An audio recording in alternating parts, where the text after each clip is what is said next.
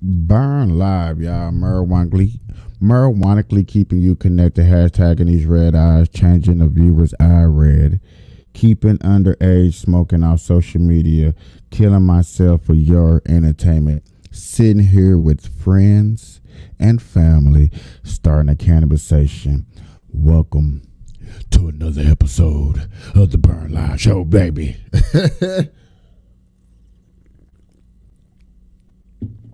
Actually, I'm not gonna lie to y'all.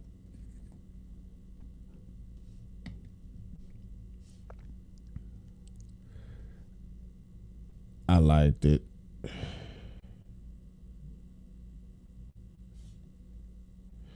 I liked it when I had that thing up here. I'm gonna change it one day.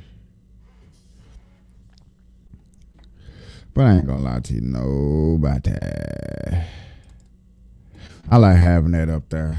That was kind of cool.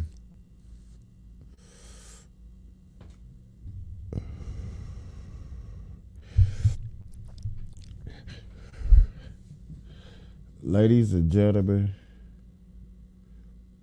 I have told y'all once, I have told y'all twice. It's race hustling season. Welcome to race hustling season, man, where we smoke weed and we just say all the racial things that we want to say because we're black, and nobody is going to stop us. Man, there are, in my eyes, y'all don't quote me, don't quote me, don't quote me. That's the thing about me doing this podcast now. It's like, don't quote me on nothing. If you can't look it up yourself or something like that, you know what I'm saying? I'm gonna sit here and try to have civilized and normification. I said it, normification. Meaning I'm gonna sit here and try to have normalized conversations with you guys. And we're gonna try to rattleize things and make things make sense. Basically. Just make things make sense. Make things make sense.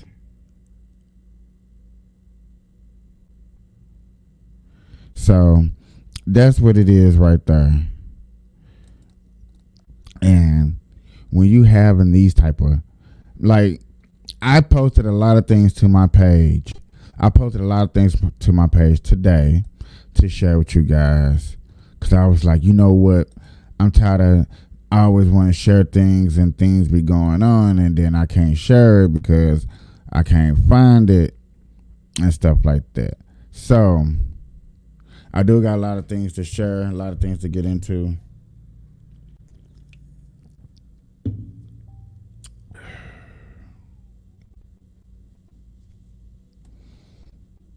A lot of things to get into.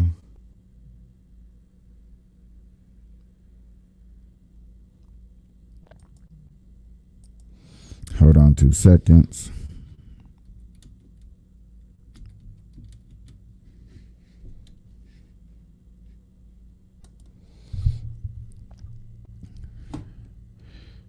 So yeah, I got a lot of things to show y'all, a lot of things to get into.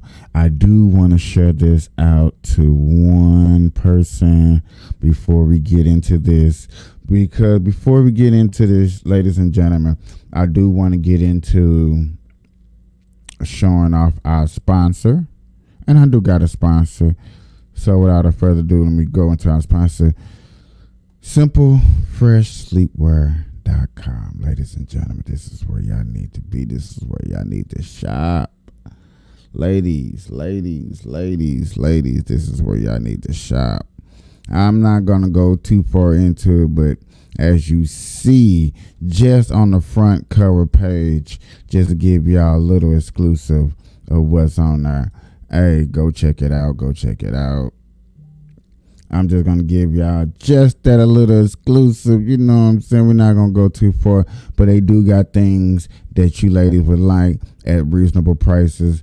Please go check out Simple Fresh Sleepwear LLC.com. The link is in the description down low. Just in case anybody sees anything that you like, please help support. I highly appreciate it. I got 66 things in stock. Do leave a comment. Tell them where you found us, especially if you're on my platform, you're on my show, and you found this. Just let them know. It's not gonna hurt you. It's not gonna help you. It's gonna help you. You're gonna love the things that are on this page.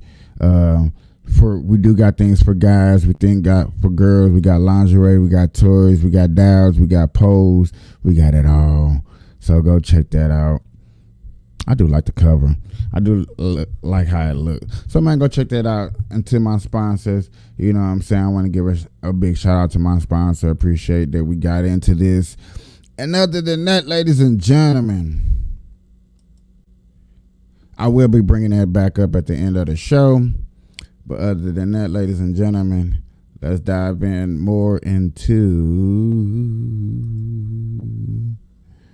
something. I'm gonna start off with this right here because I believe this. I want to find out what this movie is.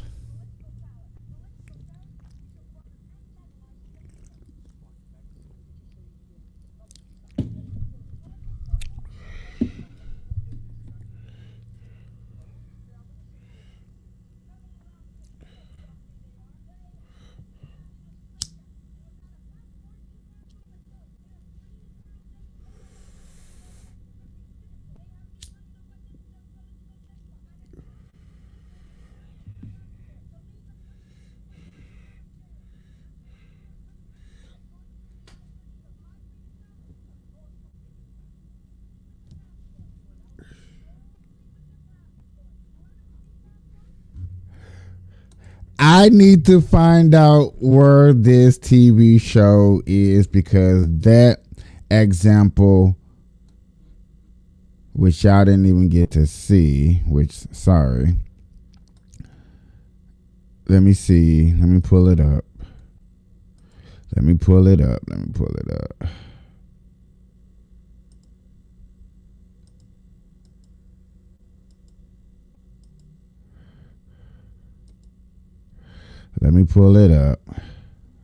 Hear it one more time, y'all. This movie exposed the government by explaining how they control. Sorry about that. Leadership in government is political power, and political power is an official form of antagonizing the people. What magazine did you say he edits? Politics are necessary. Politics are rules imposed upon the people. In this country, rules are not imposed. They are the wish of all free citizens. Travel around a bit, then you'll see how free they are. They have every man in a straitjacket, and without a passport, he can't move a toe. In a free world, they violate the natural rights of every citizen. They have become the weapons of political despots. And if you don't think as they think, you're deprived of your passport. To leave a country is like breaking out of jail. Yes, and to enter a country is like going through the eye of a needle. Am I free to travel? Of course you're free to travel. Only with a passport. Will you allow me to say something? Only with a passport. Do animals need passports? Yet again, y'all, that's the video I want to show y'all. That shit amazes me. That little kid and a politician in a movie explaining what the government is doing to us. And this is what I believe some people be trying to explain to me when it comes to saying that, okay, government is still controlling us. Government still has their hand on us and telling us what to do. That's what I believe that people be trying to tell me for as, slavery here in America. Now, if you can agree upon that and that's slavery here upon America, then okay. What's up, John? Hey, if anybody knows the name of this movie, please hit me up, message me. What's up, Nick? Please let me know where this is at so I can go find this. I need to find this TV show so bad. But other than that, to say that this is what you mean by the government still enslaving us here in America, where you cannot leave, you cannot go nowhere without a passport.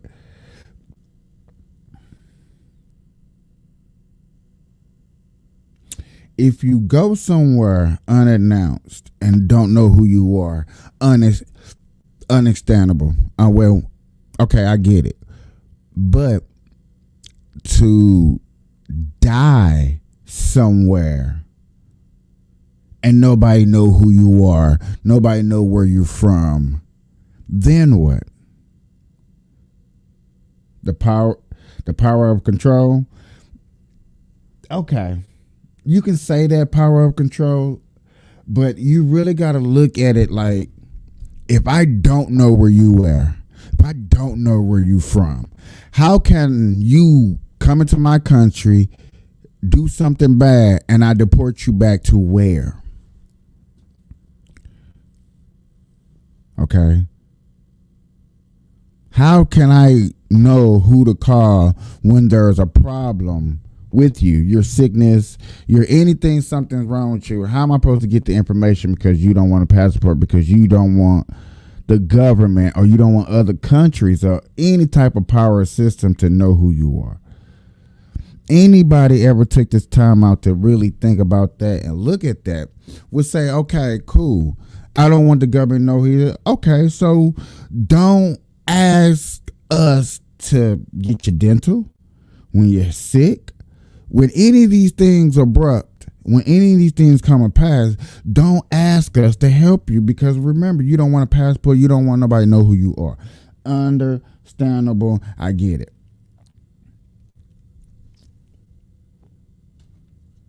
But you can't ask for help if nobody know. And what's funny is he said, do animals need passport? Animals have been locked up and numerized way before humans was locked up in jails. For they actually made a jail cell and they was keeping numbers and track of people and who you are and stuff like that. They was actually doing this to animals first.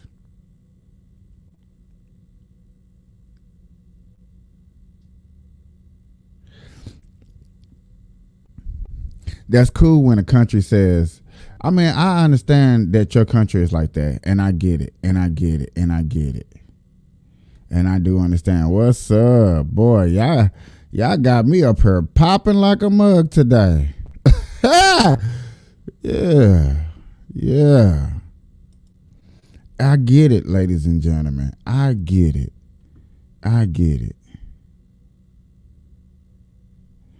Hold on. What is he saying?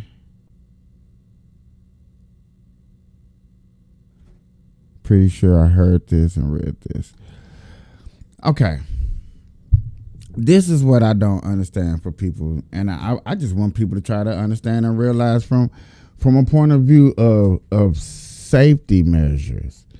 If y'all not worried about safety measures and who you are and what could actually keep you safe out here, then okay, don't let the government know who you are. Run amok and do all of that. I have no problems with people agreeing upon that. But then,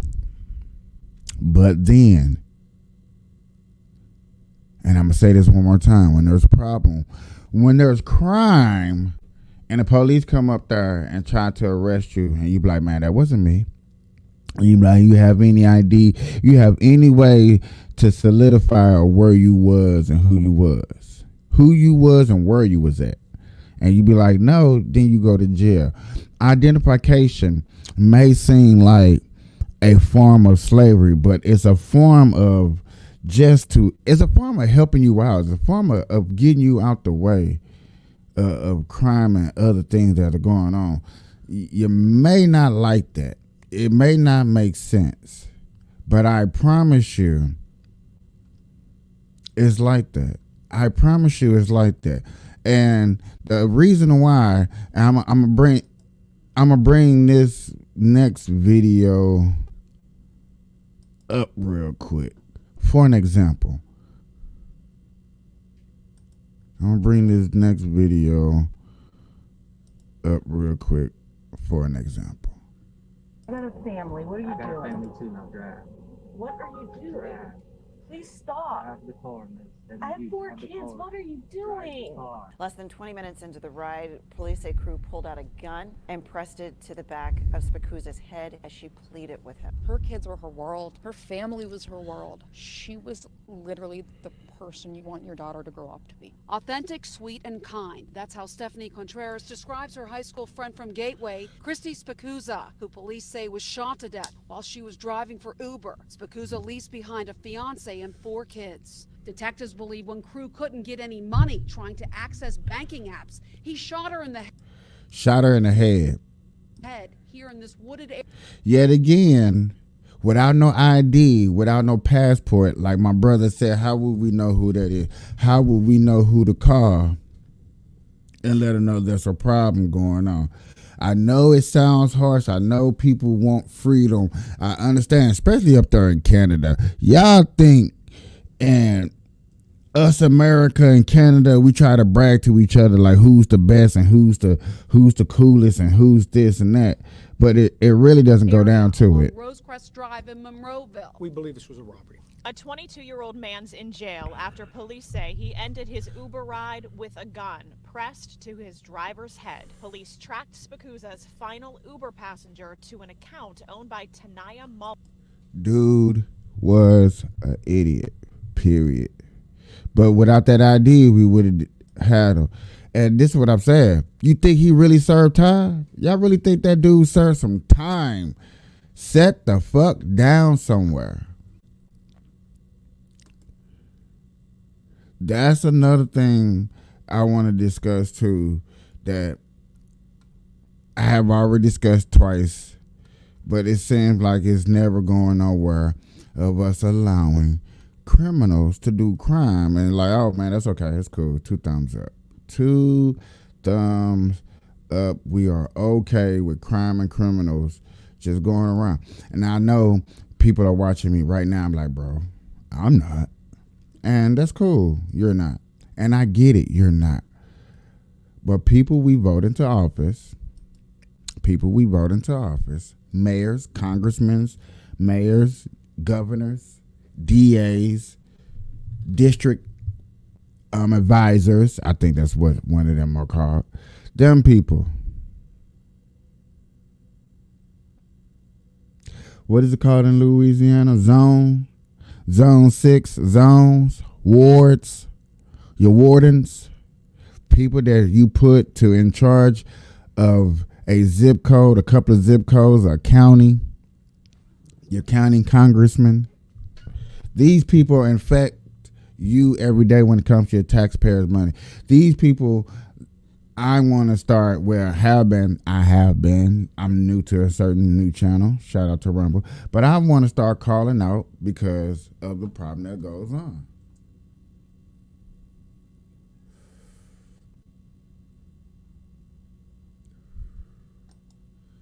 Now,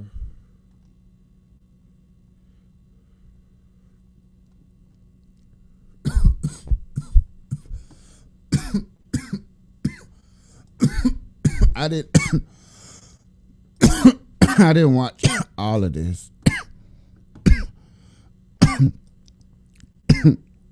I didn't watch all of it. But this is what y'all need to stop listening to, for people be trying to call them the boogeyman. This lady be really, really calling people the boogeyman. All right. Let us sit up and sit down. Pamela Harris, y'all. Y'all know who it is. VP in the house, ladies and gentlemen. VP in the house.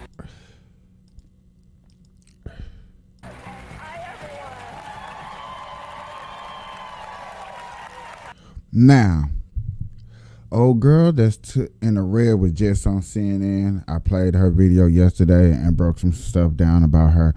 My thing right now, and I bet you America and all the women and men and children all over the world, especially people that love Pamela Harris, tuned into this or watching the clip like I'm watching because it's only 12 minutes long, and sat up here and said, you know what, here's a chance for our vice president to come up in here and have a good conversation, sit down, tell us what the future is, not give us no scare tactics, nothing like that. Just let us know what our future is looking bright for. This is what I'm talking about. This is what I was looking for. This is what type of mood I was expecting.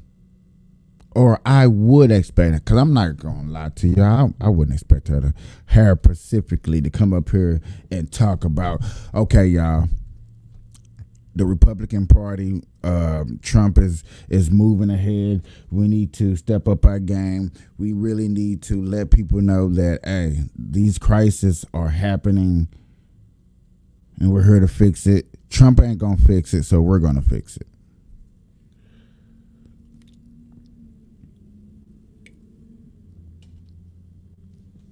I was expecting a vice president to come on here and speak volumes like that. Yes. What's up? Good to see you. It's good to see all of you. It's good to see all of you, and Happy New Year. It's Happy great to New have Year, you here. everybody. Well, we thank you for taking a good to break be from the with you. campaign trail and come talk to us today. And now, as you've been going around the country, you're talking to people. Yeah. Asking. Okay. I already got a problem because it's like, you know, she's campaigning, or you should know that, but it didn't just seem just a tad bit like she was reading, like you're reading already. And I understand that you're reading because you're professional. This is professional television. See how she's trying to make sure. Us today. And now, as you've been going around the country, you're talking to people. Yeah. Asking questions. So maybe already, and this is the part where I look at things different, and I watch a lot of other people that's gonna dissect this. I already watched 2 people that dissected this, and I heard their point of views, and I understand where other people come and when they dissecting this. But when I look at this, I'm looking at everybody's, their point of views, and already I have a problem. Finding out what they're thinking. Is she really campaigning like that? She's talking to people? Because last time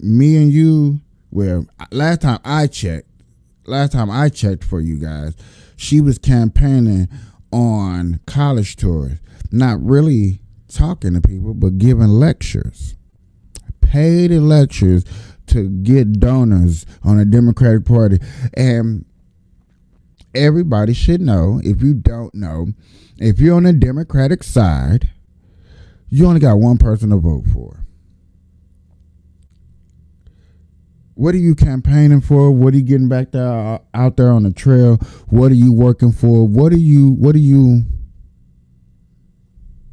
your incentive? The polls. The polls are down and you look bad, so now you want to get out here and campaign. Because I was like, what is your incentive? What is your motive? So what are they telling you? And what are they telling you they want from the 2 of you? Well, I am. Is that a question? What do they want? Motherfucker. Ladies and gentlemen on my podcast that watches my show, what do we want? Cheaper gas. Food prices go down. Fix our border. Clean our streets. Invest our taxpayer money into things that actually sound reasonable for everyday citizens in the United States of America. That's what we want. That is a very, very good start. That is a very good start. No, I do not want debt, student loans, forgiveness, because that's not going to help nobody. You shouldn't have went to school. If you're going to clean their debt, you need to clean everybody's debt. And see, a lot of people, and I have discussed this with straight family members, and they be like, so what? I went to school. So what? You went to school, you should pay off your debt. Just the way I got to pay off my debt because I didn't go to school and I messed up my credit. Why is I got to clean up my credit and everything, but you can go on and do what you need to do? That does, no.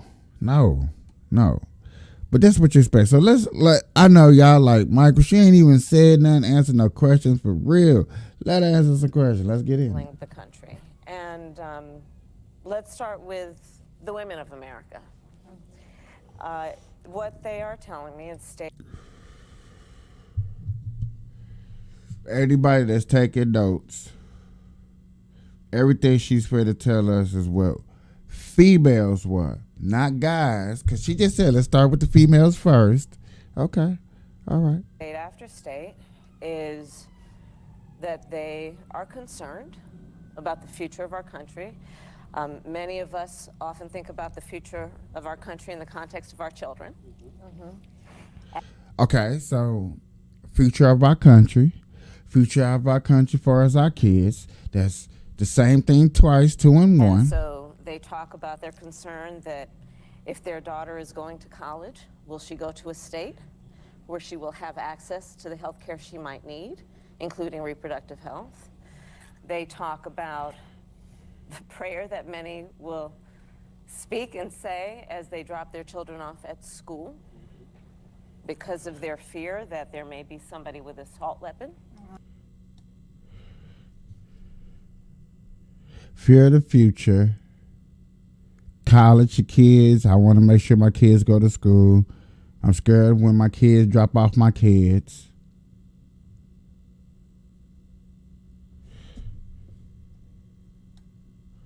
Okay. At some time during that school day. They talk about the concern that they have about whether their children, if they go to college, will be able to pay off their student loan debt. And kids go to school, drop them off, killers, student loan debt. These are the only thing the females are worried about. Productive, reproductive. Make sure you have good health insurance. And they then thank our administration. Oh, did y'all see that slickness? They, them. Oh, added diversity up in there. Concern that they have about whether their children, if they go to college, will be able to pay off their student loan debt. And they then thank our administration. They, them, thank our administration.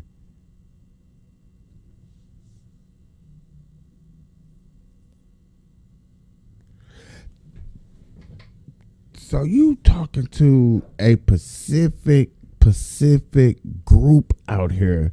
I don't think people, I didn't pay attention at first. And it really took me 2 times to watch this. And it really, to be honest with you, ladies and gentlemen, it really took me to sit here and break this down with you.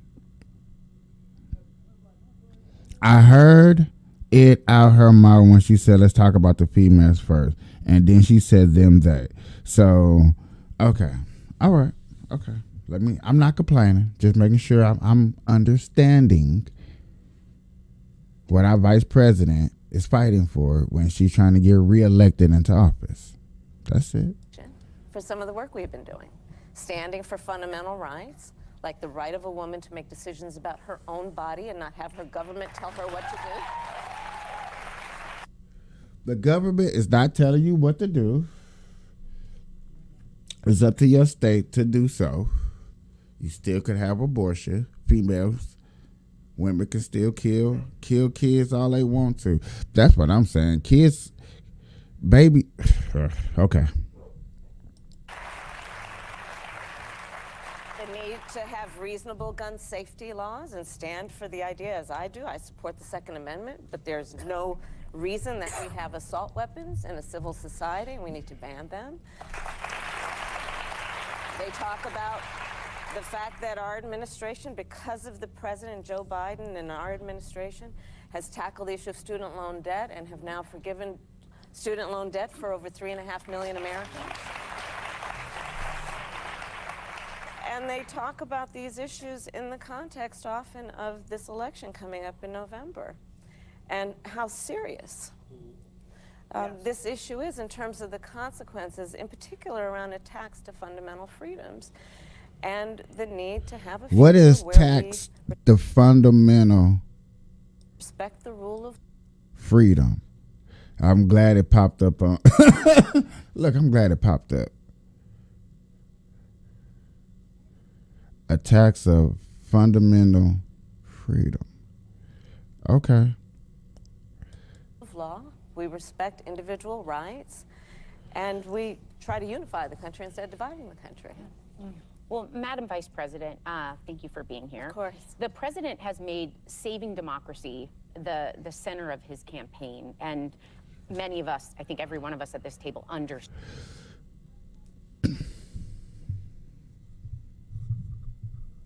Ladies and gentlemen, no offense to nobody, because if you're offended, then, it's on you. But she broke down some things, and it was nothing for real men and real people out here in America that we are fearing. She didn't say nothing about gas prices. She didn't say nothing about the border crisis. She didn't say nothing about the crime that's overrunning certain streets. She didn't say nothing about the asylum seekers that's freezing in these states. Like, she don't know they freezing in Chicago and in New York and Denver and in Massachusetts. These people, these human beings are freezing because you decided to have certain states up north in the cold be asylum seekers. Okay, cool. Yet again, she only spoke for maybe 2 to 3 minutes, maybe 2 minutes, and she only spoke on female approach agendas.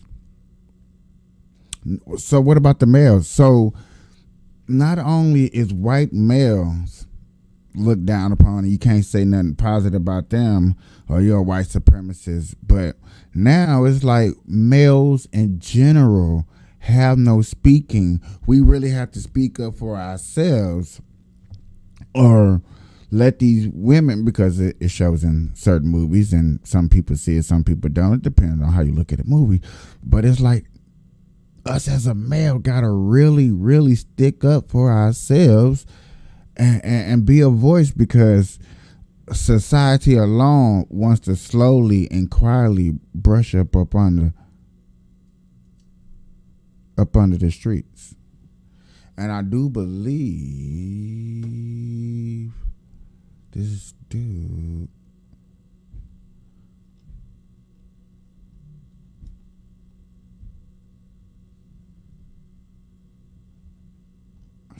it must be on Instagram. Dude showed a cartoon, old cartoon of a dude going to jail. It was just a cartoon. Dude went to jail and he came out a girl once he got so-called electrocuted. Understands the damage and the fear of January 6th and all that happened. But it's been 3 years since then, and a lot of minds are already made up. Attacks on Trump are not moving the needle. In fact, 91 indictments are not moving the needle. Voters want to hear about issues affecting their lives, like the economy and the border. Should the campaign be pivoting on its messaging? So there's no doubt that one of the first issues that anyone will think of is the issue they think of when they're at their kitchen table trying to pay their bills, which is, how is the economy treating them? So there's no question whatsoever that that is an important issue, which we have been in the process of addressing. We still need to do more. I would not separate that from the issue of what is at stake in terms of hard democracy. And frankly, I think most people don't think of it in the context of democracy as much as freedom. The freedom of a woman to make decisions about her own body. The freedom to love who you love openly and with pride. The freedom to be able to be free from gun violence. These are fundamental freedoms that are at stake right now. The freedom to have access to the ballot. I travel our country, and I have been in states that have banned access to reproductive freedom, to abortion, even in the case of rape or incest. And you know, many of you know, I started my career as a prosecutor. Sonny, you and I have talked about that before. And I started my career as a prosecutor in large part, and I don't know if you do know this, because when I was in high school, one of my best friends, I learned, was being assaulted by her stepfather. And so I decided I wanted to take on an issue that in particular was around prevention of and accountability for violence against women and children. The idea that in some of these states, a ban on abortion includes denying a survivor of rape or incest the ability to make a decision about what happens to their body next, it's a big, big deal. And so, but not to the exclusion of and not separated from the fact that we need to address the cost of living for people on a daily basis, such as what we have done to cap the cost of insulin at $35 a month. When I travel our country, especially seniors are so thankful that they no longer have to make a decision about filling their refrigerator or paying for their prescription. What we have done on student loan debt, hits to the heart of so many people's pocketbooks. So both of these issues are true at the same time, and I would not separate them in terms of the connections. I think they picked the smallest percent of people in America to try to help, to where they're trying to say you're going to make a difference. A small percentage, and I don't know if people realize that, a small percentage of what me and you go through on an everyday basis, the Democratic Party seems to want to try to help. That's all I be saying. People call me out, I'm like, oh, you're a Trump supporter, you one of those mega, you want to make America great again, racist, blah, blah, blah.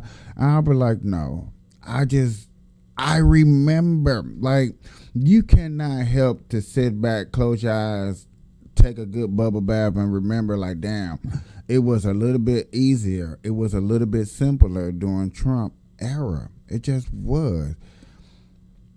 You may not like certain things that he said, and a lot of people have finally started to admit it, and there's a couple of videos I don't know if I'll be able to find them, I'll try, that people are finally starting to come out and say, like, yeah, you know what, I didn't like what Trump said. But damn, I was getting around a lot easier and smoother. Very real. Okay. We will not have the kind of quality of life that I think most people want without fundamental freedoms and the rights.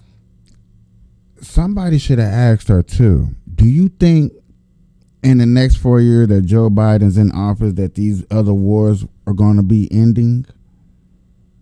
Do you think when Trump get in office in his last 4 years that the wars, these two other wars, that's affecting us, going to end, that other countries still want to keep blaming us for?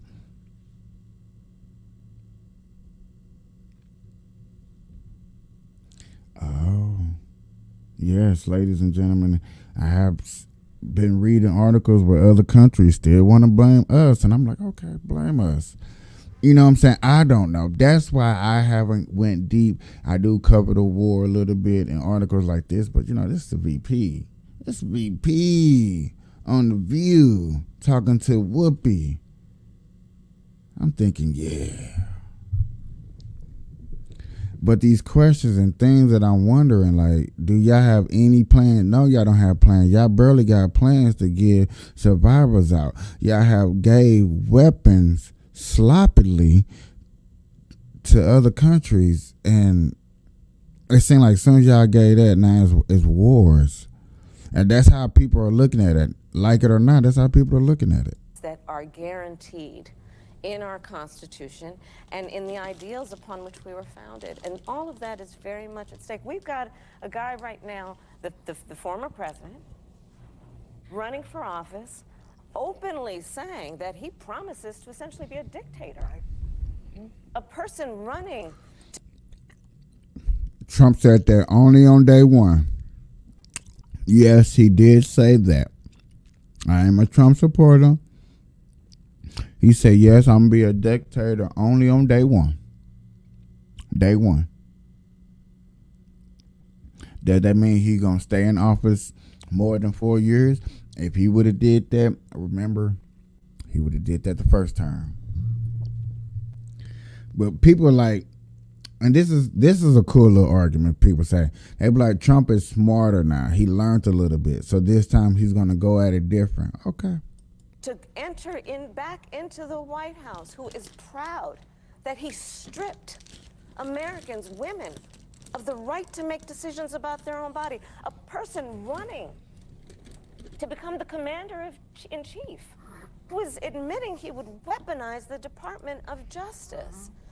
These issues in terms of how we are doing on a daily basis and how our democracy and our country is doing are inextricably linked. So yes, the economy is very important. We must do both.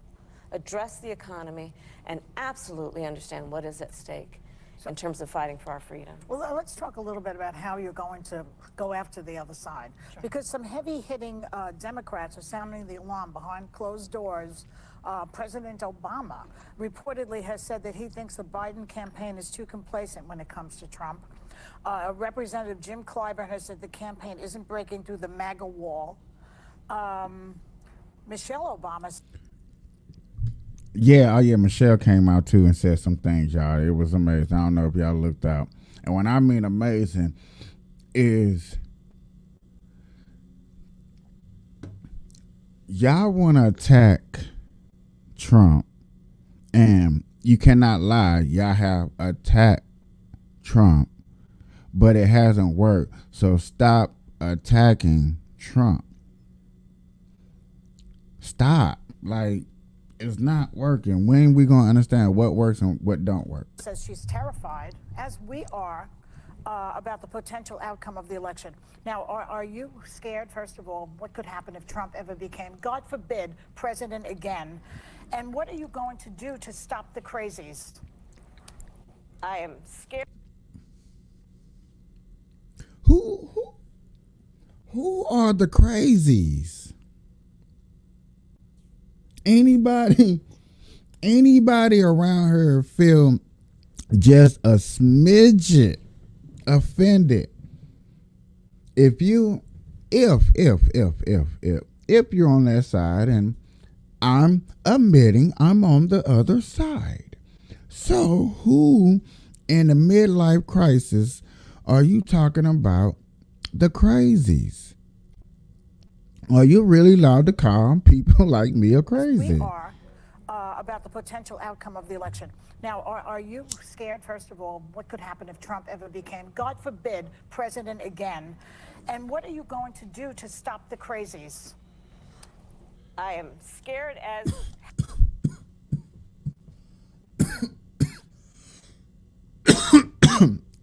She's scared as heck. Ladies and gentlemen, let's keep it real. If Trump got it back in office, the view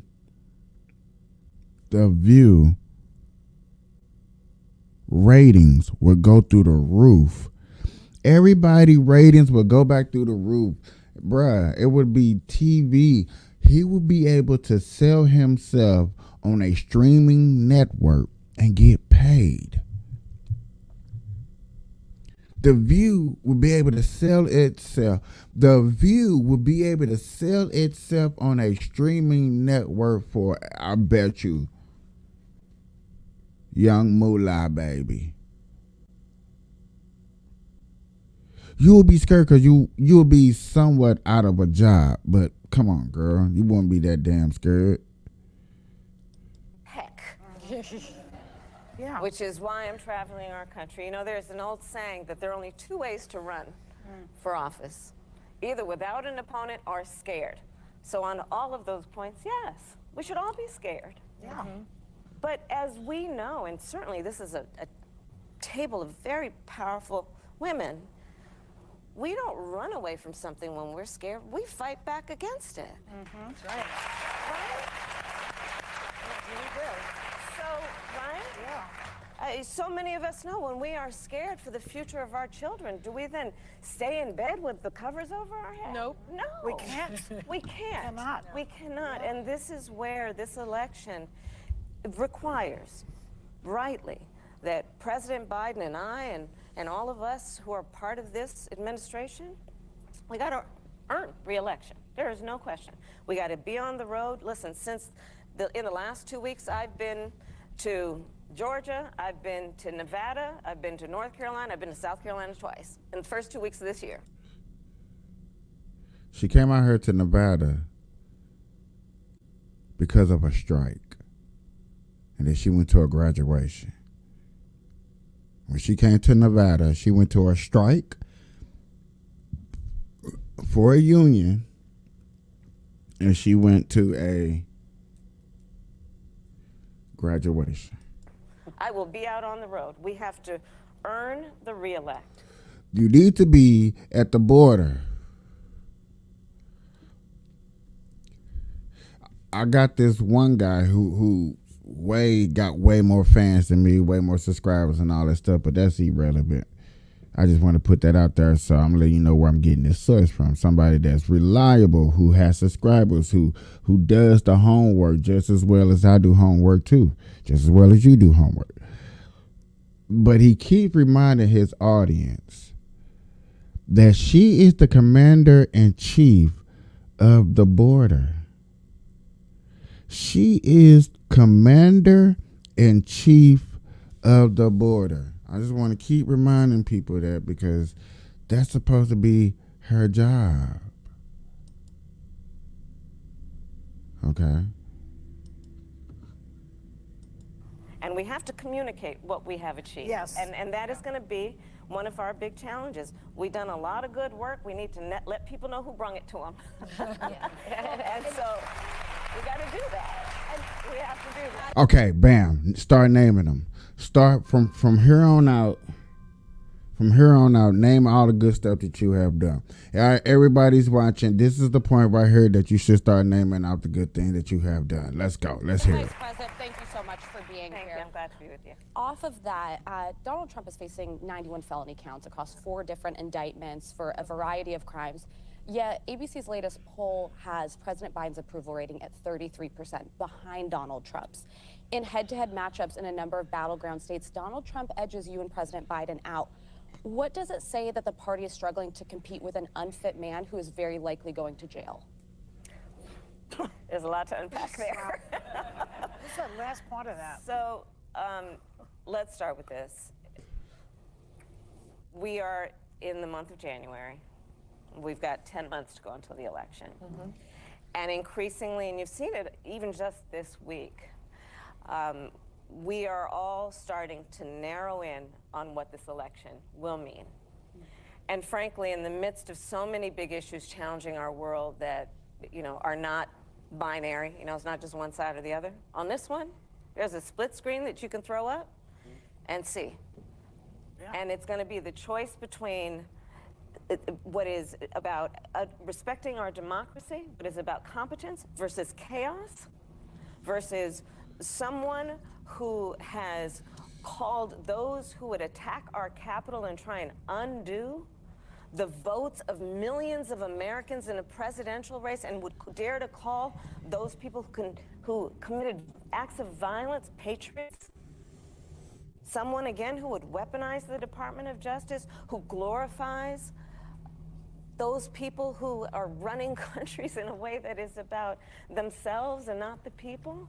This is going to be the split screen. And I do believe that the American people are going to vote in favor of what is in the best interest of the future of our country, and in particular our children.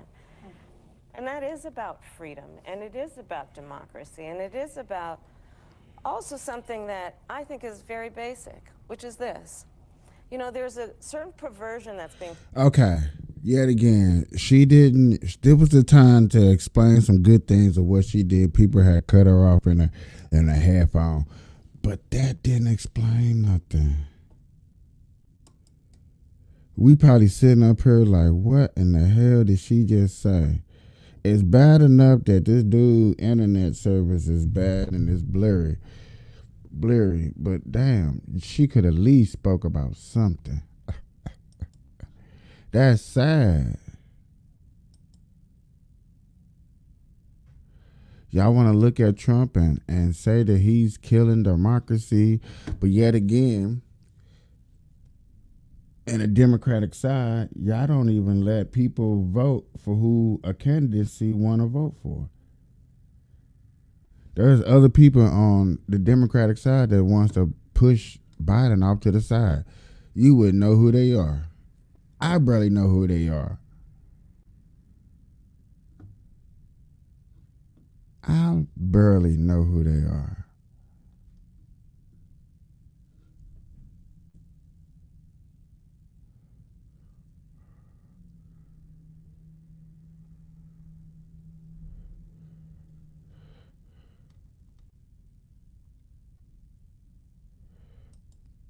This is what I've been waiting on.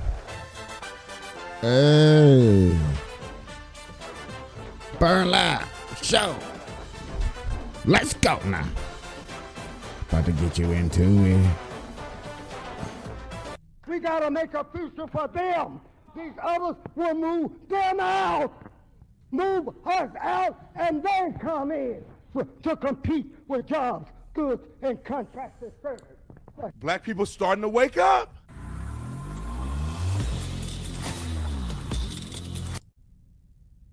People are waking up. I saw the Democrats doing crazy stuff, and I said, man, I would never vote for these people again. They crazy. That's why I went to the Republican Party. And when Democrats do what this man is saying, when black people are experiencing this, it's not the Republicans.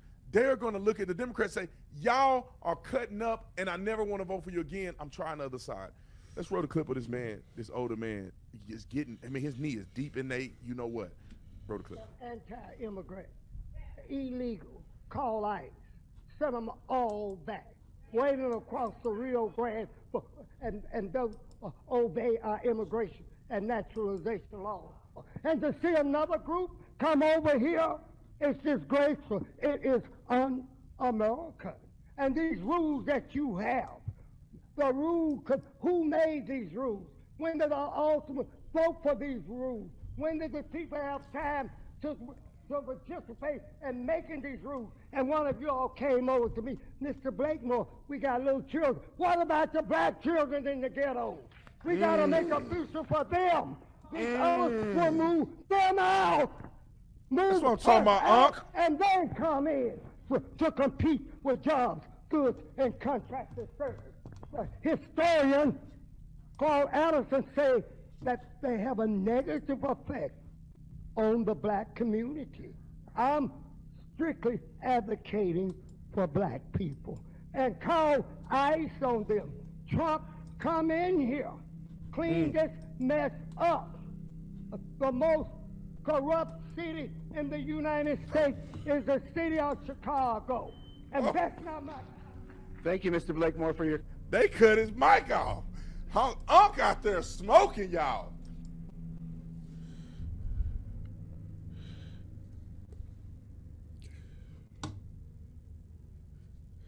People like it when you speak the truth. People like it when you speak out. The black community don't like when you speak out against them niggas. When you speak out against the niggas, they think, they say, they quote, you speaking out against your own kind. When you speak out against niggas, you speaking out against black folks. No. When you see black people trying to clean up the community and you see those trying to destroy the community and you have two different words for that and you trying to call out the bad part of it, what seems to be the problem? That's what's going on in my community. That's why you starting to see a lot of these black shows and people putting out videos. They be calling out the niggas. You got a lot of people, especially seem like on TikTok. It's really popping out on TikTok that a lot of people getting called out for. But yet again, you're not getting called out enough to where it's making the social media or it's not making to the mainstream media. I apologize. It's not making to the mainstream media that, yes, we want our streets cleaned up. Yes, we keep voting for the wrong people in office. Now, there are some, like Fox, they make fun of it. People that have small podcast shows like him, he calls it out when the black community get called out for. When they doing corruption and stuff, he calls it out. Who else be calling it out? Who else calls it out? I got some black people out here that calls out stuff. He call out the black community when there's problems. You guys have another program that you guys do. He don't. Oh yeah, that I don't. started with, COVID because when all the whole world. First and foremost, He call out the black community when they doing stuff wrong. Safety alert: a 16-year-old boy, the Millionaire convicted of Show. murder, will spend the rest of his life in prison. Joshua Coleman shot and killed the. Look, he got almost a two. I don't know. He got way more subscribers than me, but he call out the black community when they doing stuff wrong. He do. Now, I'm not trying to say I never meant to sit up here and say that I wanted to sound like Uncle Ruckus or anybody famous. No, I just called out how I was treated and what I seen in my community compared to when I went in a nice community and I tried to stay in a mini mansion and I stayed in a nice house and I had a golf course in my backyard.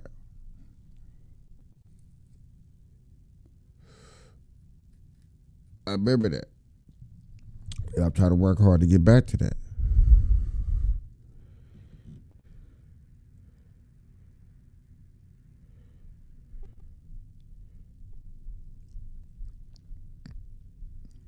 But he calling Green it out. in an alley last year. 13 Action News reporter Alexis Means was in court when the judge sentenced the teen. This family is absolutely devastated. They came to court for the sentencing, and they still don't have a motive to why their daughter was shot and killed. 16-year-old Joshua Coleman pleaded guilty to murder and was sentenced to life in prison. The teen shot Deasia Green in the back of the head in an alley. Coleman was stone-faced as Green's mother asked him why he killed her daughter. Why would Joshua do this to her? She didn't deserve it. She was a social butterfly. She didn't deserve it. Last year, Toledo police found the 15-year-old girl dead in an alley in the 1300 block of Page.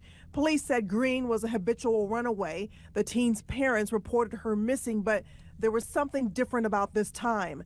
The prosecutors said an eyewitness came forward to help TPD solve this case. I can't tell you enough how important it is for, if you see what's happened to someone, to come forward. And we had an individual that did that, and that takes incredible bravery. Judge Michael Goulding asked Coleman if he wanted to make a statement. You'd like to tell the court why you did it? Coleman is one of many young people who have been certified to stand trial as Yet again, I hope he's not going to prison land. But yet again, somebody, okay, now him, he got life in jail, he not getting out, he can go to prison land after he spent time in jail and try to rehabilitate himself. There's another black man that calls out people when they're doing wrong. Oh, hey guys. Is this live? Yeah, it's live. I guess it was him, because I was sitting there watching it, and I'm like, they're doubling CD, because I know the defensive coordinator, Joe Barry. We raised him down in Tampa. We got a championship with him. Excellent defensive coordinator, understands tendencies and what people like to do. And the one thing I've always known about playoff football is we're going to take away what you love. We're going to take away what you do over and over again. We're going to make you do the things you don't want to do. And that's not throw the ball to CD. Okay, they talking about football. I'm waiting to find me a host so I can get into sports. Everybody want me to get into sports because I'm in Las Vegas. This is a betting town and stuff like that. And I would like to, but without a rivalry talk, without somebody that's enthusiastic in sports just as much as you, I don't have the energy to do sports and politics and then conspiracy theories and then everyday thing. You know what I'm saying? I would need just a tag team buddy, somebody that wants to smoke out and do it and don't mind sitting up here for an hour, 2 hours and do that. And then we can put some shit together. Real shit. Real shit.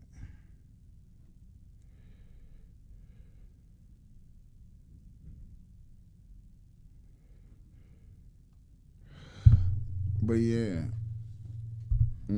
I just wanted to point that out when it comes to my community and doing things wrong. We need to call it out, and when we do, and it's done, and it happens, you know, a lot of people get upset. Well, a lot of people get upset with me because I would debate with anybody, and I'm in a type of a neighborhood that is maybe not wise to debate with people about your own community and sound like that you with the white folks. Which I said that should be sounding racist as hell.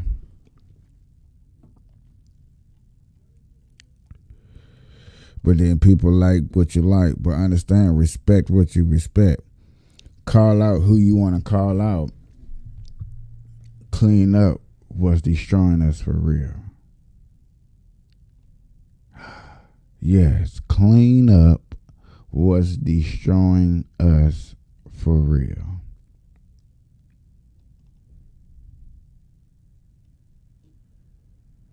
If that even possible, then I think we should try to do it. Even if that's possible, I think we should try to do it.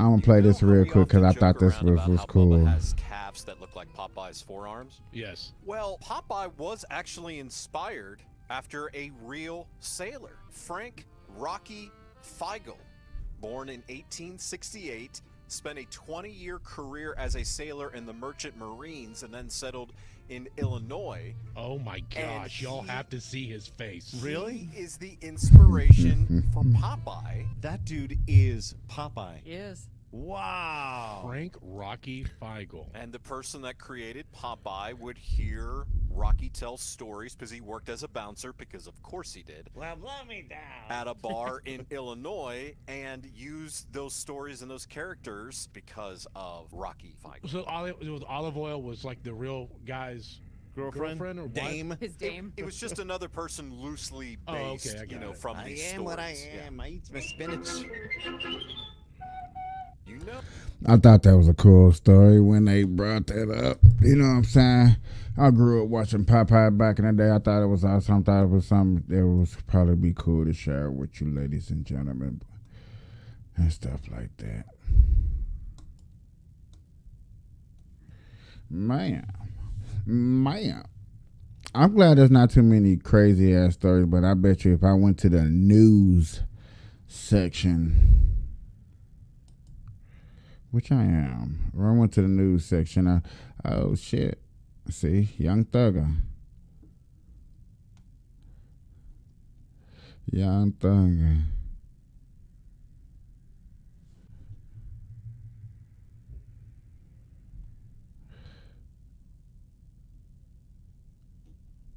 What is they saying about this young man? Did you know 7 of the largest street Doom boom boom boom boom boom boom boom boom. On us this morning that he intended to do that. So how long is that video? It's 3 minutes, 4 minutes maybe. Okay, have you all looked at it? Yes, we've looked at it. We contend that it is inadmissible through Mr. Stevens by Mr. Steele under 24-801 D2A.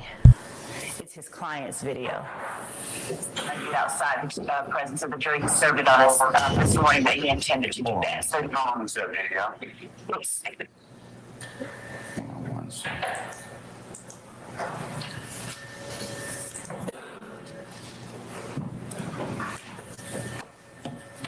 We better be able to see the damn video. Young Thugger. Now remember, this the same person that's prosecuting Trump too. Damn, that was so loud too. Just the voters and everything. They got them mics peaked up to the highest peak up in the guy. You know what? It's understandable why they probably got this all mic'd up and so speaked up, because dog, it's been drug trafficking, it's been phone trafficking, it's been all type of trafficking just up in the courtroom alone, to where you would think they would have had court in jail. Like, no, man, we just gonna have court right here in the prison cell. Make sure you don't move, I don't move, nobody grab nothing. For real, for real. It's been deep.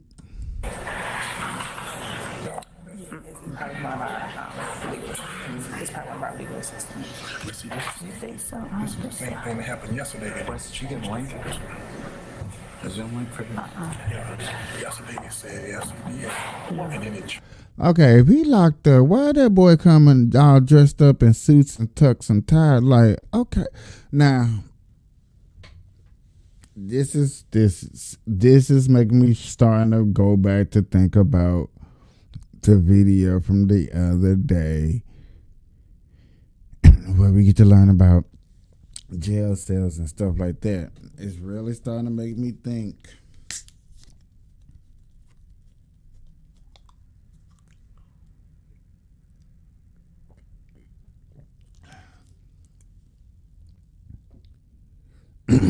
I'm really starting to see a pattern, maybe. Change the force. Oh, let me find. She knows something yesterday.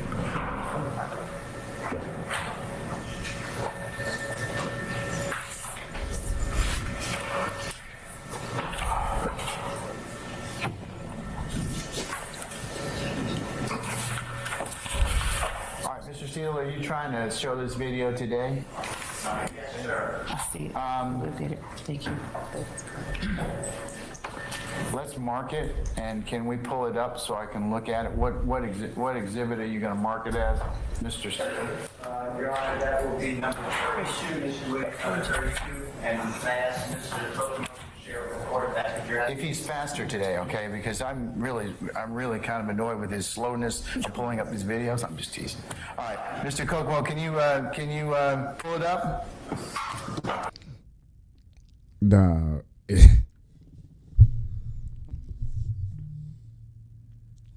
At first, I thought Young Thugger was sitting over there, you know, meditating, listening. And then as you slowly zoom out, you see that he looking down at that tablet. That man up there in court watching TV. Watching ESPN Top 10 Sports. Come on, man, stop playing. Watching one of his crew members drop a new verse and like, okay, that's hot. That's not hot. We finna drop Okay, because I'm really... Right there. Come on, man. Let me take the CC down. That nigga is looking at a tablet. I really thought he was just sitting here meditating, thinking, you know, thinking to myself, this is fucked up, man. I need to be in the streets. No, nigga. You down there looking at a tablet. Straight up looking at a tablet. It's straight going down. Quit playing with your boy.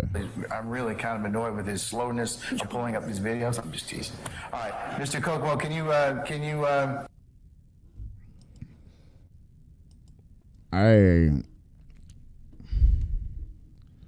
I'm starting to see. By the dawns, I'm starting to see, man. These boys is not playing around. We is not playing around with it.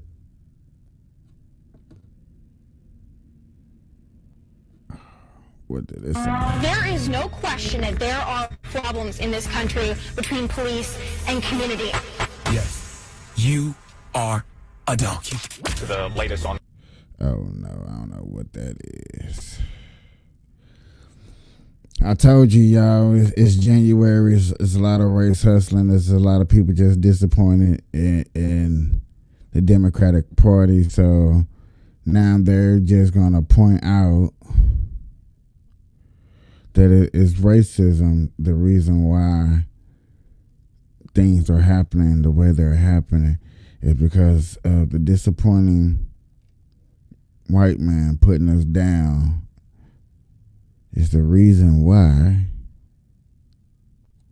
you got to stand up for your rights to party.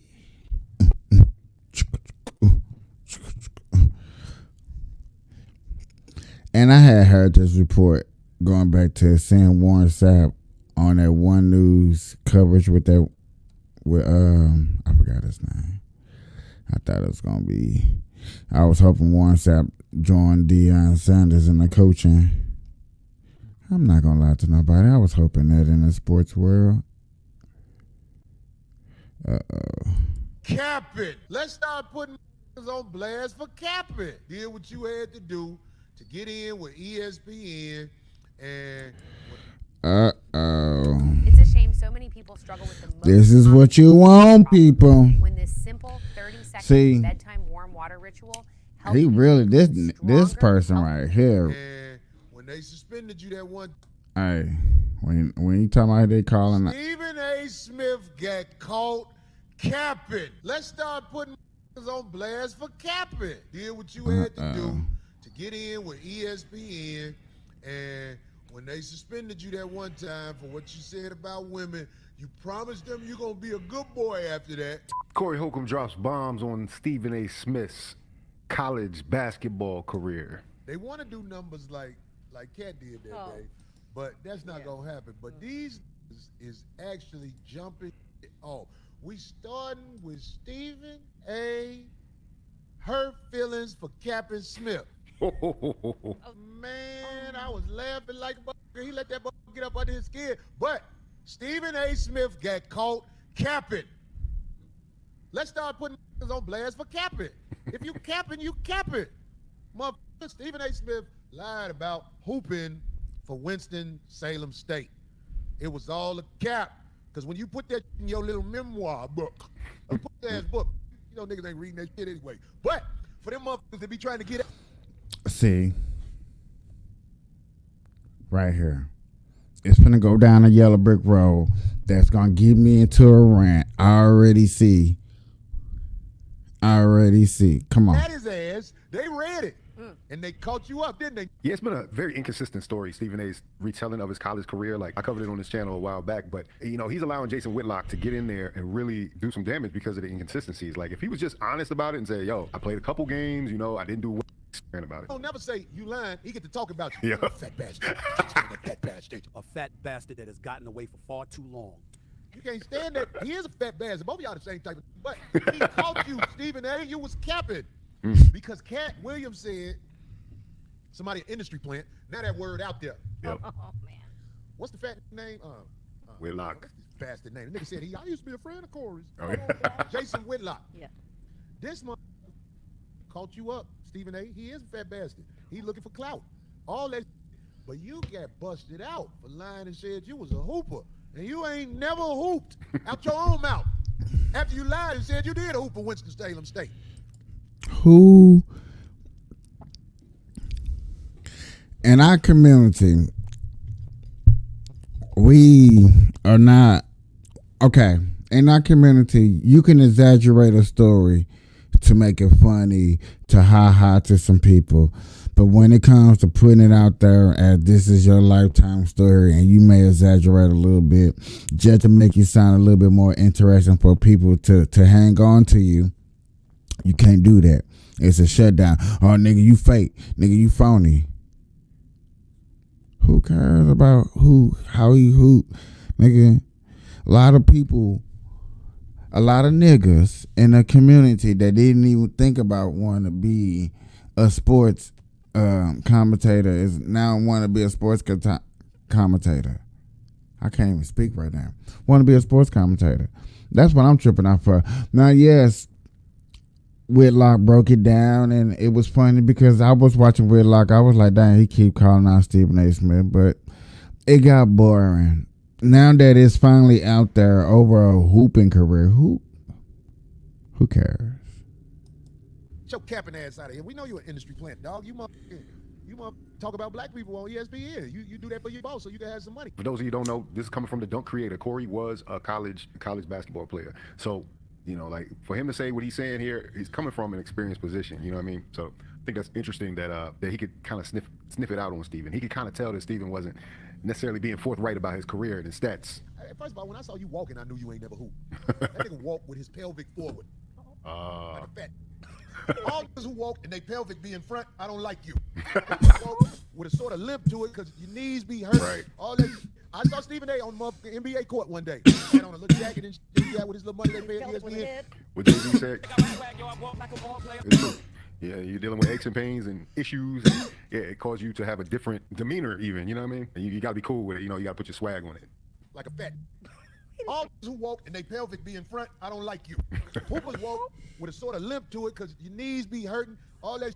I saw Stephen A. on the NBA court one day. Had on a little jacket and got with his little money they paid ESPN, and he was walking with his pelvic forward. I was like, hey, that's a goofy, dog. Niggas don't even walk with their pelvic forward. Nigga. Get your goof ass out of here, nigga. You ain't hoop, nigga. A lot of motherfuckers peeped it. You get caught. You a plant for ESPN. Y'all have meetings in the morning and they tell you what they want you to say.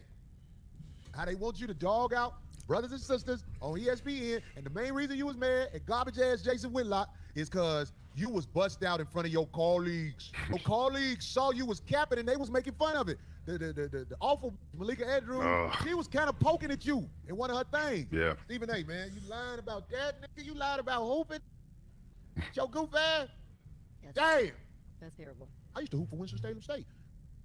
Check out these deals of the week. So the whole thing about this, bro, and this is where they're going to try to go. This is where they're going to try to take it. If he was lying about that, what else was he lying about? What else could he have been lying about? You know what I'm saying? He not keeping it real. You not keeping it real. Who not keeping it real? Who just trying to sit up here and say they're not making a story for themselves and say they're trying to be somebody that they're not trying to be?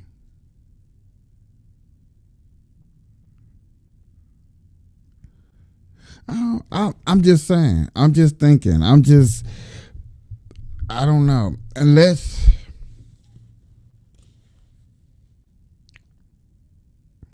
you can't destroy him. You can only make fun of him. You can take a little bit from his audience. Now a little bit of your audience is going to be checking out the Whitlock show. So, you know, to see what else he got to say and little stuff like that. That's about all you got. That's about all you can say that's going to pop off from this. So, okay. It is, I guess, you know what I'm saying? I'm definitely not the one to say that here to hate or say anything. I'm just trying to understand it and be like, okay. But see, this is type of pickery in the black community over why. This type of bullying, and see, this is what I guess you would call adult bullying. This is why this nigga went to the white people, because they ain't bullying New York City like private that. sector mandate, and ultimately people. What's crazy is people would sit up here and say, oh yeah, they sit up there and tell you to talk about niggas only. So he not allowed to sit up there and think for himself. He's not allowed to sit up there and think for himself. That's not popping. That's not crack-a-lacking.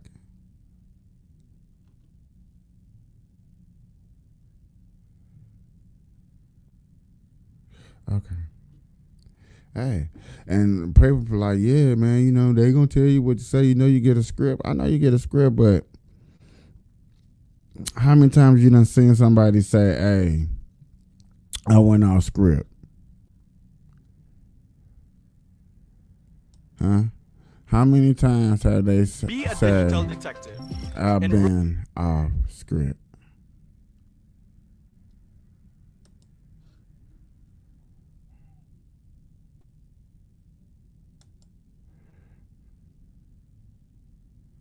No? Okay. I know everybody's just seeing the Cat Williams things and say that he went off script. I know everybody's saying that. I know. But you know what else is off script?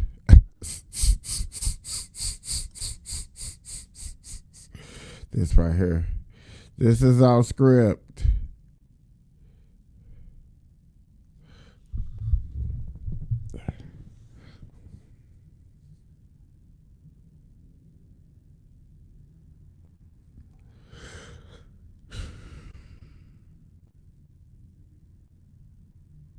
I be wanting to ask my family members questions when certain things pop up. TD Jakes and her. Especially this lady right here. Especially what she just did right now. I definitely be wanting to ask my family members and say, hey, is it okay for a lady to try to lock up a former president and do whatever it takes and then get accused of sleeping with a prosecutor that help her with the case, and that they're in bed with sleeping. That's all they can trying to see. Like, hey man, you sleeping with this person, yes or no? But then, how you do that? Is it okay? Do y'all think it's cool that she runs to the church and get in the pool pen, get out there on stage and try to plead her case? Knowing that the world is watching, television cameras everywhere, you know what I'm saying? You got a nice little speech. You see the book right in front of her, put it together and say, we finna put a speech together because right now things are looking bad. And if this get out any further,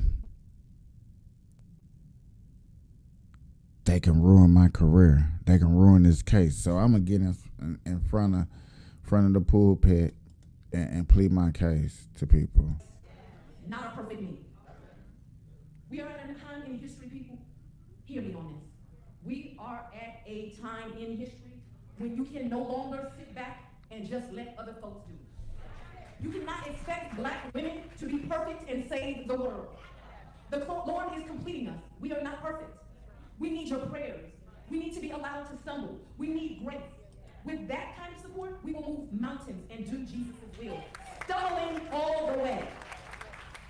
So his flawed, hard-headed, and imperfect child has a message for each of you today. Please find a way to do your extraordinary, God-given assignment and make this community and the world a better place for all of his people. Nobody said that you was perfect. Nobody. See, this is the thing. This is just my question. Nobody asked to say that you had to be perfect. We just want to know if you are sleeping with a certain person, she know, and everybody in that court knows. If that's the case, that case against her versus Trump will be thrown out. That's the only reason why it's so indefinite that you must know that.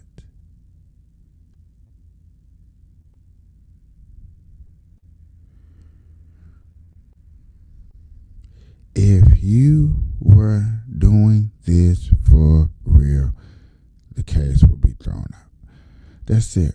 And I guess you're supposed to go around and say allegedly, saying, I ain't never said she did or did not do it. I just know that is the proper position.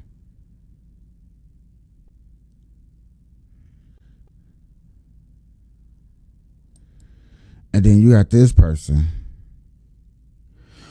who everybody's been wondering if Joe Biden goes down, who is going to take Joe Biden's place. Well, she came out the woodworks. It's not going to be a guy. It's going to be girl on girl power to take down Trump. And yes, I'm going to admit that it's smart.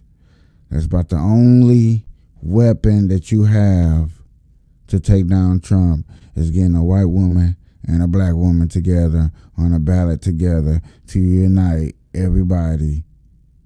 Oh yeah, that'll work. That will work. I guarantee it.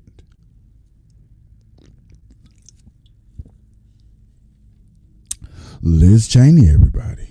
Nation's courts, the outcome of our elections, and the words of our Constitution. As they claim for themselves. Now, I just want y'all to see that was an all-black church. White woman up there. The first thing I bet not hear out of her mouth is that it's racism still around. Now, understand during the Civil War, ladies and gentlemen, there were white people out there preaching that. Preaching a word that the black man couldn't preach because they would get beat in the streets. But if cases like this was really, really happening, there would be a lot of more marching and cases in the street. Social media.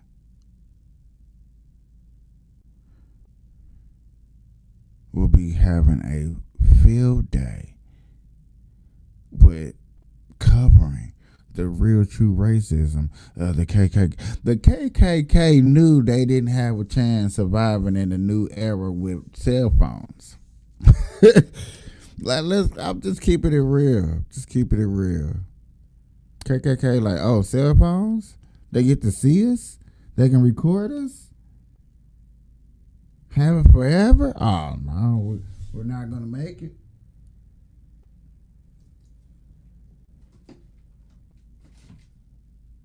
I'm just keeping it real. They knew they wasn't going to survive with the cell phone era coming out. The right to throw out the votes of millions of Americans and install their former leader as our president. We must not let them prevail. Her speech and Pamela Harris' speech sounds awfully the same. I guarantee somebody down the road is going to put these two together and like, hey, bro, watch that these two speeches, that they're saying the same exact thing. I almost damn near guarantee it.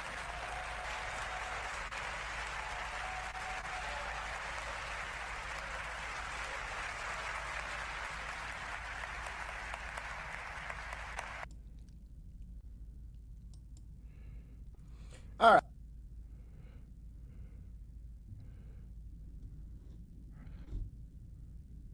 Now, what would have been nice, would have been cool for me, would have been awesome for me, and redefines without making people mad would be to sit across the street outside that church with a nice little sign, if you like to sit, have a conversation, and ask them people what that white woman say to y'all.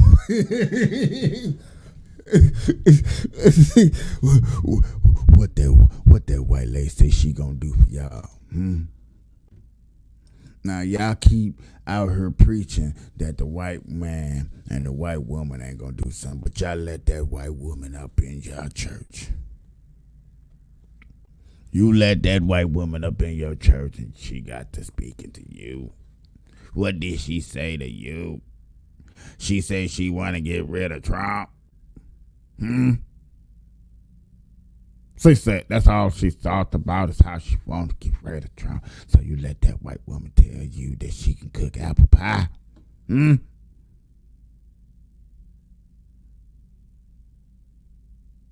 Did you let that white woman catch the Holy Ghost all up on your nigga flow?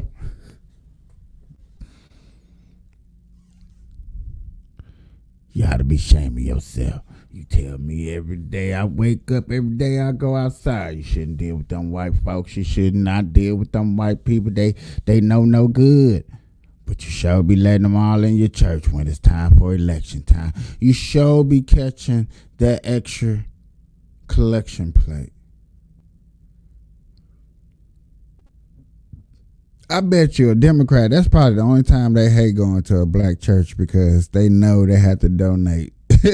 You know they got to cut a check. Like, damn it, I'm used to getting the checks, but this time I got to donate in a collection plate. I don't get a cent. You got to show that check. They got to wave it up in the air. I donated. Look, here. Giving back to my people. I helped freed you, the Democratic Party. You should be sitting out there across the street. I would love to sit out there. What did she promise you she was gonna do? She said she was gonna get rid of the white man. She's dating a white man. Is a white man in office right now. When is you gonna understand that we can't keep letting a white man stay in office? You can't let the white man stay in office. But yet again, you want Joe Biden and Trump? We had a whole nother nigga that we could have voted for. I didn't see none of you niggas out here trying to vote for these other niggas over here because they was with the Republican Party. You niggas is dumb. Yeah, I said it, you niggas is dumb. You say you don't want the white man, but you keep the white man in. You see a nigga running for president, and you're like, nope, I don't want to vote for that nigga because he's not what? Because he's not Barack Obama. Because he's not Barack Obama, you want to sit up here, you want to smoke your weed, you want to bounce your head, you want to rock to the beat, you want to do all this. When a black man vote, all you sign, they just want to do something. That's what it sounds like to me. That's what it sounds like to me when I hear a black man talking to me. It's always about how the man is doing this, the white man is doing that, the white man is doing this. I gotta put it down in my Uncle Ruckus voice. That's the only way these niggas are listening to me. But when you hear it like that, doesn't it? I mean, you laugh at it. You be like, damn, people actually black. I wonder, do white people like, damn, do black people really look at us like this? Yes, they put it every day on TikTok. They think like that. They look at Joe Biden up there as he's supposed to save niggas. But as you see, he ain't saved not a nigga. But then you get mad and be like, he's gonna save us. Just takes 4 more years and that white man's gonna save the niggas. And you be like, okay, cool. That's what you believe. That's what you want to believe, and that's okay. But I don't see it like that. I don't see it like that. I be wondering how you see it like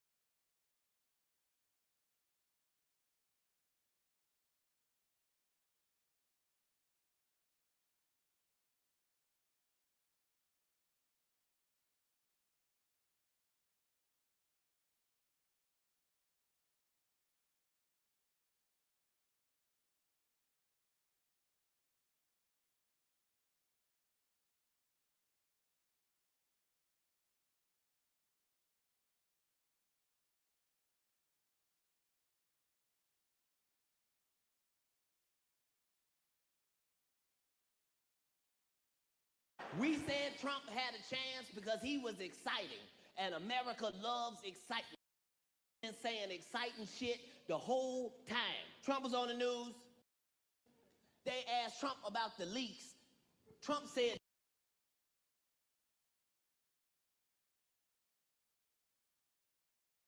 and you guys really enjoyed it, and now we got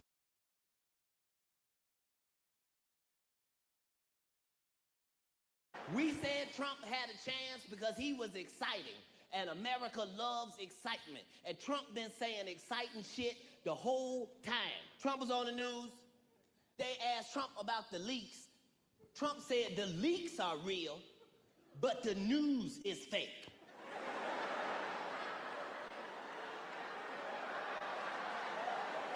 I heard about the leaks on the news, sir. You are confusing me.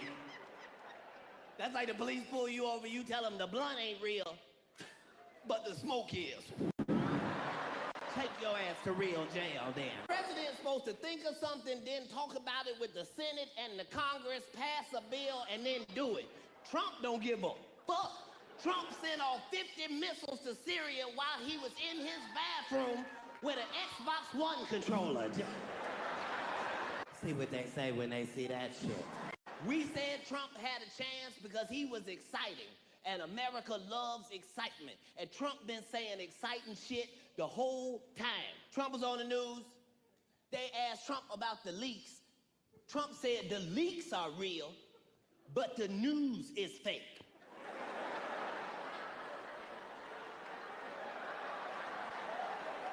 I heard about the leaks on the news, sir. You are confusing me. That's like the police pull you over, you tell them the blunt ain't real, but the smoke is. Take your ass to real jail then. The president's supposed to think of something, then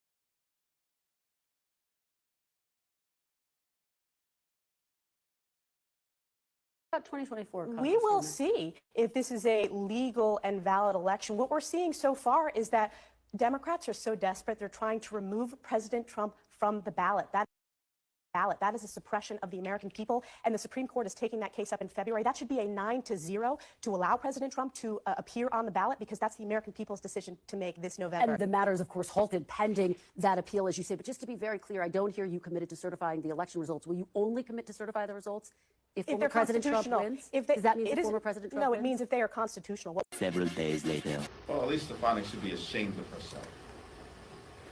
And no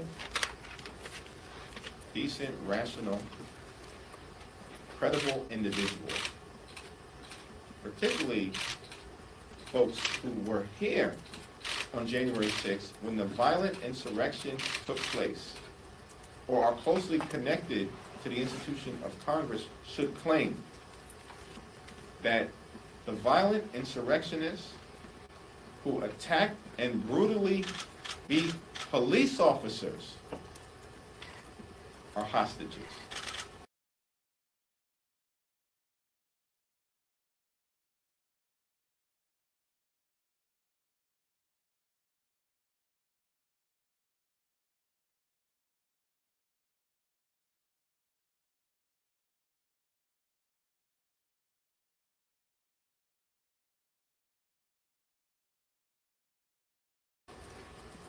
Extreme MAGA Republicans have become captive of Donald election. Thank you, Mr. Speaker. I rise today to introduce a resolution to censure Congresswoman Elise Stefanik for providing aid, comfort, and support to the rioters and insurrectionists who violently attacked this Capitol on January 6, 2021, in an effort to undermine our democracy and illegally stop the peaceful transfer of power.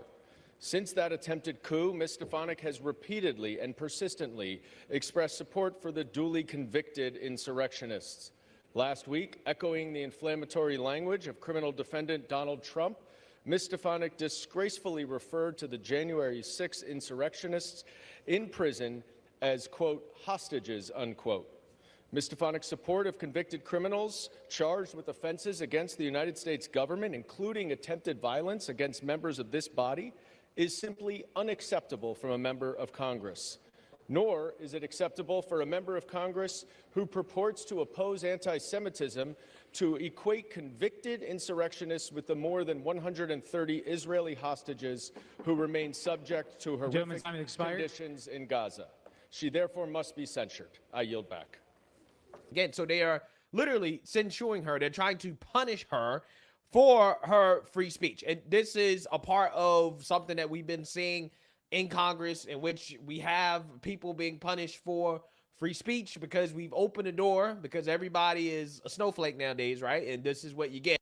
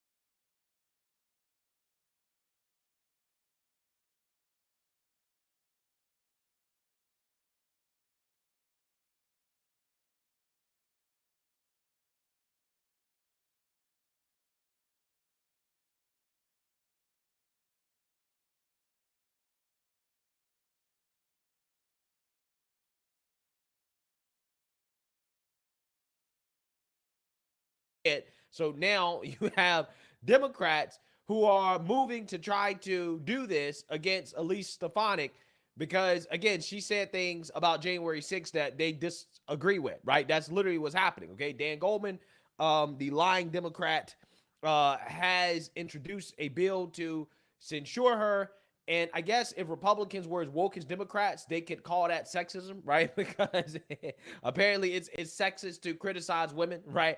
But yeah, so I want to actually play a clip of the interview that has Democrats so upset, right? In which this interview is with Kristen Welker. Now, Kristen Welker caught a whole lot of backlash for this interview with Elise Stefanik because she basically let Elise Stefanik destroy her when it comes to this conversation about January 6th and the election. So a lot of liberals were upset with Kristen Welker for not pushing back against Elise Stefanik hard enough. So without further ado, let's go ahead and get into it.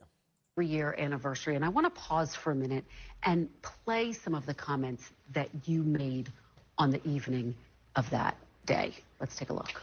This has been a truly tragic day for America. Americans will always have the freedom of speech and the constitutional right to protest, but violence in any form is absolutely unacceptable. It is anti-American and must be prosecuted to the fullest extent of the law. In terms of what we're hearing today, former President Trump has referred to January 6th as a, quote, beautiful day. Just this weekend, he referred to some of those who are serving time for having stormed the Capitol as, quote, hostages. Do you still feel as though that day was tragic and that those who were responsible should be held responsible to the fullest extent of the law? Well, first of all, Kristen, as typical for NBC and the biased media, you played one excerpt of my speech. I stand by my comments that I made on the House floor. I stood up for election integrity, and I challenged and objected to the certification of the state of Pennsylvania because of the unconstitutional overreach. So I absolutely stand by my floor speech. I am proud to support President Trump, and I want to correct another statement you made that there is no coordination with Joe Biden and the Department of Justice in prosecuting prosecutions against President Trump. We just saw Hunter Biden defy a congressional subpoena, and the White House admitting it was in coordination with Joe Biden the morning of.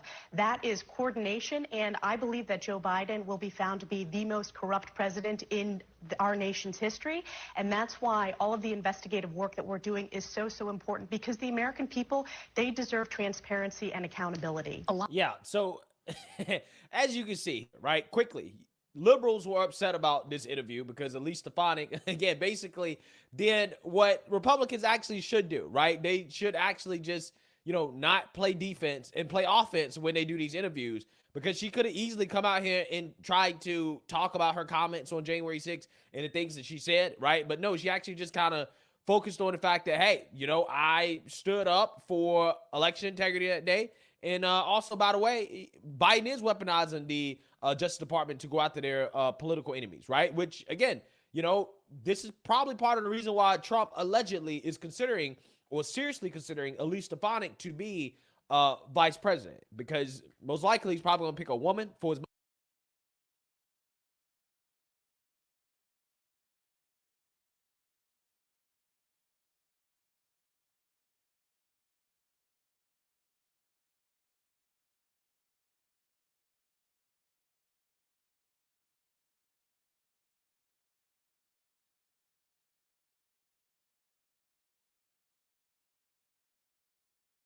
As much as I want to see Vivek Ramaswamy be vice president, I understand you got to win elections, right? And women are probably going to be the single most important demographic for Republicans going into 2024.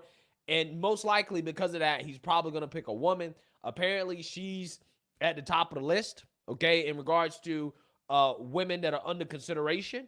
And you can see why, right? She's actually pretty good in these interviews. And I'll say something else, too, about the whole January 6th stuff, right? Because people act like, his case to court more than 60 times that there was fraud. He didn't win. But I want to get back to this key question. Do you still think it was a tragic day? Do you think that the people who stormed the Capitol should be held responsible to the full extent of the law? I have concerns about the treatment of January 6 hostages. I have concerns. We have a role in Congress of oversight over our treatments of prisoners.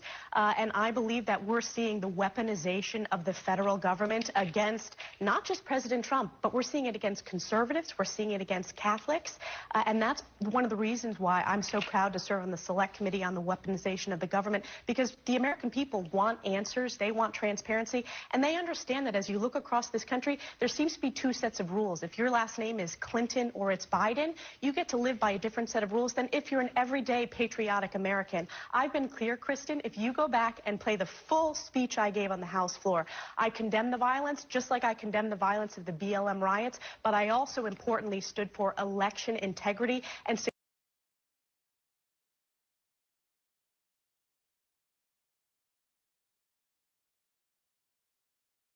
security of our elections, which if we don't have that, we do not have a democracy. So the real threat to our democracy is these baseless witch hunt investigations and lawsuits against President Trump, whether it's Tish James or whether we see in the D.C. Circuit Court.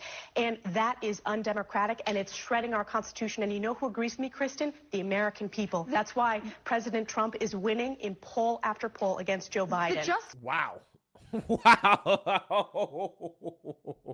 Again, you can see why liberals are upset with Kirsten Welker, okay, in regards to this interview as how it was handled, because Elise Stefanik is destroying the narrative, right? While at the same time, again,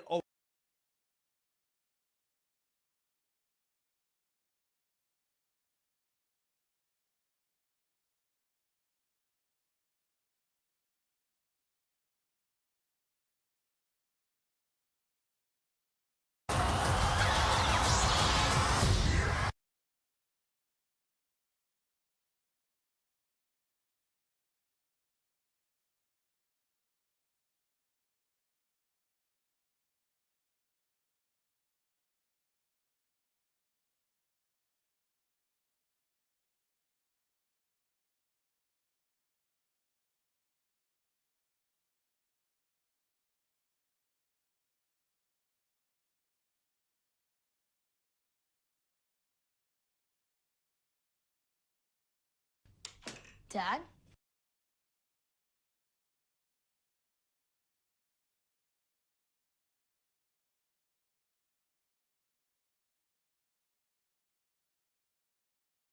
it never happened. He lied, and he shattered my reputation. A jury in a previous civil trial agreed, finding Trump liable for sexually abusing and defaming Carroll. That trial concerned comments that Trump made after he was president. This trial concerns things that he said about her while he was president. And the first verdict carries over. So this isn't a question of whether Trump defamed Carroll a second time. It's really just a question of whether he'll have to pay damages and how much for that additional instance. CNN's Kara Scannell is outside of the courthouse for us. Kara, what else has Carroll said in her testimony? Yeah, so E. Jean Carroll has been on the stand since about 10:15 this morning, recounting what had happened to her after Donald Trump made those statements that the other jury found to be defamatory, saying that she wasn't his type, that the rape never happened, and that she made it up to sell her book. And it was when Carroll testified about this having shattered her reputation, we saw the first real physical reaction from former President Trump. He is sitting at a defense table just 2 long tables away from Carroll in the witness box, and he shook his head from side to side, suggesting he was saying no, no. I mean, for most of this time, he's been whispering to his lawyer, leaning over, passing notes. I did notice him gazing over at the jury at one point, but mostly he seems to be focused straight ahead and reacting in real time to things that Carroll is saying to his attorney. Now, what Carroll did testify after she said her reputation was shattered, she then talked about what happened afterwards, and that included text messages, it included Facebook messages, tweets, and other communications from people where she said it was information that they were saying to her, insults like she was too ugly to go on living, but also physical threats that she said really terrified her. And one of these encounters, she said, was just after she went public. She was in a hotel room in New York. It was 11:30 at night, and there was no curtain on the window. She said she decided, she looked on Twitter, she saw a bunch of mean tweets about her, calling her a liar, and then she checked her E. Jean Carroll Ask E. Jean mailbox, and she said then that she saw a death threat, and she said that she didn't describe it, but she said in her reaction, I read it and I ducked. I thought I was going to get shot. She said she didn't sleep that night because of the fear racing and pulsing through her body when she started to get what became one of hundreds of messages that were threatening violence. She said she also received messages of people saying that they hoped that she was raped after her allegations were public that Donald Trump had in fact raped her in the mid-1990s. Now, she also described that certain steps that she took to try to beef up her security. So she said she got a pit bull. She said she bought bullets for a gun she inherited from her father, and she keeps it next to her bedside. Now, she is going to continue testifying. We expect that the court is going to break for lunch soon, and then in the afternoon, Trump's attorney will get a chance to cross-examine her. It is unclear if the president will stay for the duration of court today. We know he's expected to go to New Hampshire, but there will be many more hours of E. Jean Carroll testifying on the stand and being cross-examined by Trump's attorney. Boris, Brianna? Kara Scannell live outside the courthouse for us in New York. Thanks so much. Let's discuss now with defense attorney Misty Meris. Misty, great to see you. Thanks for being with us this afternoon.